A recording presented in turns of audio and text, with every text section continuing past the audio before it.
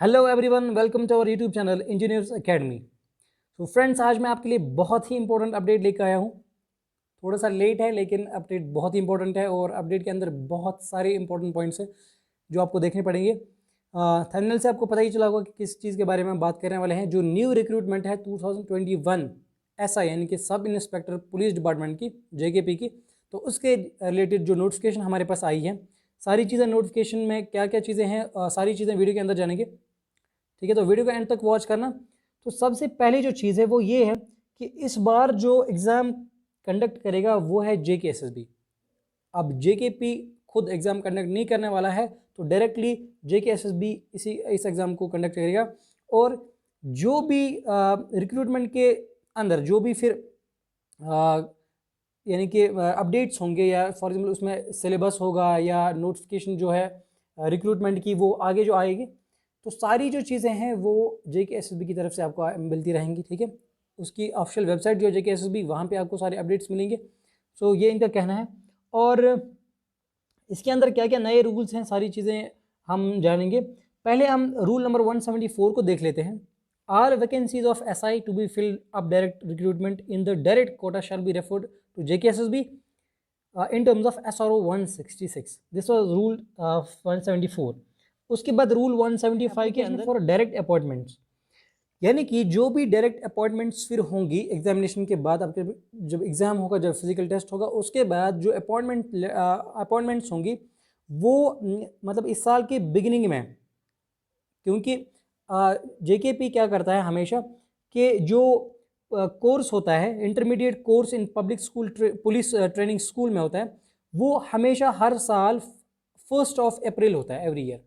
ठीक है, तो उससे पहले पहले, उससे एक मंथ पहले पहले इनको अपॉइंटमेंट्स करनी है कंप्लीट। ठीक है, तो the application will be invited, जो सेकंड रूल है, the application will be invited bye JKSSB for such posts and advertisement so issued will be given wide publicity, यानी कि ट्रांसपेरेंसी होगी और पब्लिकली हमारे पास जो नोटिफिकेशंस होंगी एडवर्टीजमेंट की वो JKSSB की तरफ से हमारे पास आएंगी। ठीक है, और उसके बाद जो जो बच्चा फिर अप्लाई करेगा इसके लिए वो अपियर होगा फिर रिटन टेस्ट के लिए। ठीक है, दिस वाज रूल नंबर 3। और रिटन टेस्ट में हमारे पास क्या क्या चीज़ें होंगी, और ये चीज़ याद रखना, पहले रिटन टेस्ट होगा और उसके बाद जो है फिजिकल टेस्ट होगा। तो रिटन टेस्ट में हमारे पास क्या क्या इंपॉर्टेंट चीज़ें हैं और सिलेबस के अंदर क्या क्या चीज़ें होंगी वो जान लेते हैं। पहले यहाँ से आप देख सकते हो, पहले एक तो जनरल अवेयरनेस और general knowledge, knowledge of elementary mathematics,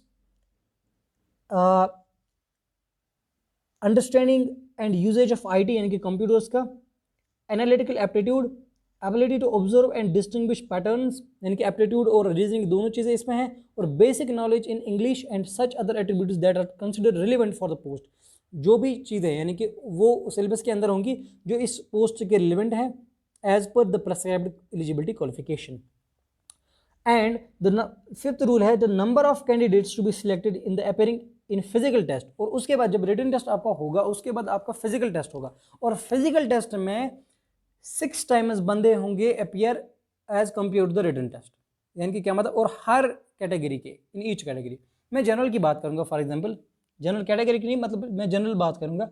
अगर हमारे पास टोटल पोस्ट अभी फॉर एग्जांपल जो है वो है 800 मान लो, और 800 को 6 टाइम्स मल्टीप्लाई कर दो तो वो कितना हो गया 4800, यानी कि 4800 टोटल पोस्ट टोटल कैंडिडेट्स हमारे पास होंगे फिजिकल टेस्ट में। ठीक है, और फिजिकल टेस्ट में क्या क्या चीज़ें इंपॉर्टेंट है वो देख लीजिए आप। एक तो फॉर मेल्स, एक तो हाइट होनी चाहिए मेल्स के लिए 5 फुट से लेके 6 फुट तक मिनिमम। ठीक है, इससे ज़्यादा हो सकती है तो वो भी इसके लिए अप्लाई कर सकते हैं, ऐसी कोई बात नहीं है। ठीक है, लेकिन इससे कम नहीं होना चाहिए, इनकी मिनिमम है 5 फीट, 5 फीट से 6 फीट है। और चेस्ट ग्रिथ जो होनी चाहिए एक्सपेंडेड वो होनी चाहिए 32 इंच, और चेस्ट ग्रिथ अनएक्सपेंडेड और एक्सपेंडेड जो है वो है 33.5 इंच फॉर फीमेल्स। और फीमेल्स के लिए जो है, एक सेकेंड, फीमेल्स के लिए हाइट जो है वो है 5 फुट 2 इंच मिनिमम। ठीक है, इससे ज़्यादा होगी तो वो बेटर है।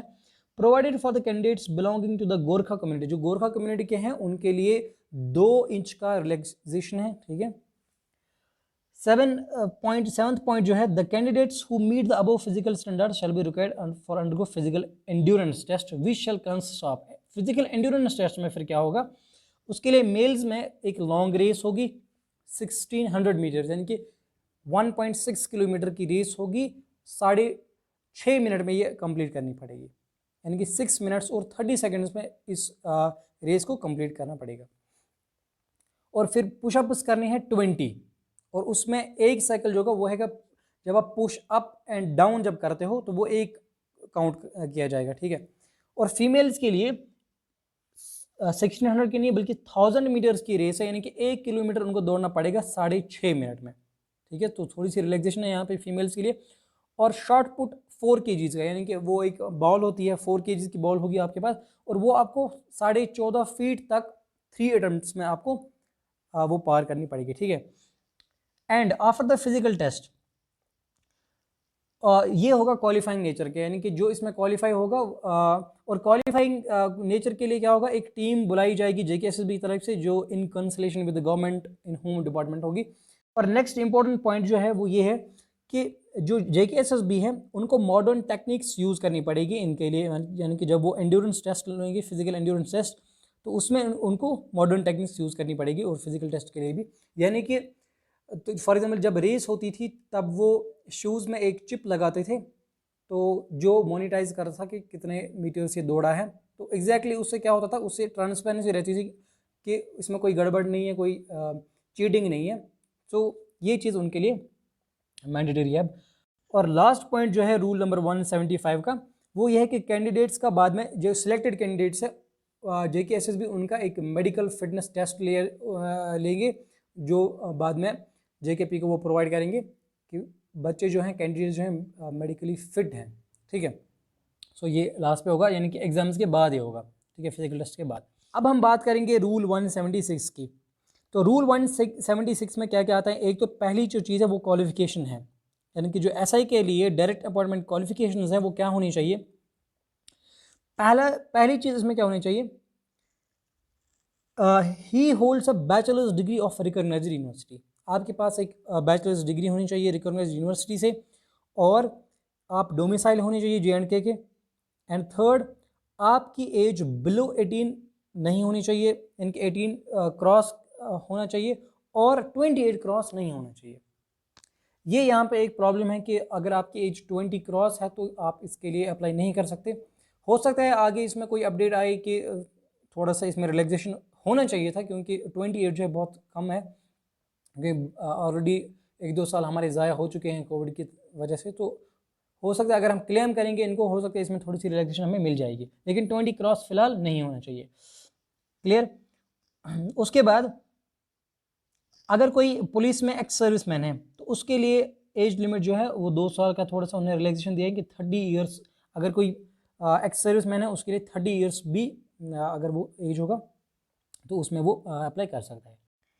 एंड फाइनल जो रूल नंबर 182 है, इसमें इन्होंने क्या कि जो फिजिकल स्टैंडर्ड्स होंगी फॉर एनरोलमेंट ऑफ कॉन्स्टेबल्स के लिए वो भी सेम होंगे जैसे हमने रूल 175 और 176 में डिस्कस ऑलरेडी किया, ठीक है, ऊपर। सो आई होप गाइज ये सारी चीज़ें आपको अच्छे से समझ आई होंगी, जो मैंने इंपॉर्टेंट पॉइंट्स बोले। तो क्या क्या चीज़ें इसके लिए इंपॉर्टेंट थी और क्या क्या नई चीज़ें इसमें थी, सारी चीज़ें मैंने डिस्कस की आपके साथ। सो आगे जो आने वाली अपडेट्स होंगे रिगार्डिंग दिस, और क्या रहता है फिर एज सेम ही रहता है या इसमें कुछ चेंज आएगा, सारी चीज़ें आपको हम प्रोवाइड करेंगे। एंड मोस्ट इंपॉर्टेंट कि गाइज अगर अभी तक आपने हमारा चैनल सब्सक्राइब नहीं किया तो ज़रूर चैनल को सब्सक्राइब करो। जो भी लेटेस्ट अपडेट्स हैं हम आपके लिए सबसे पहले लाते हैं।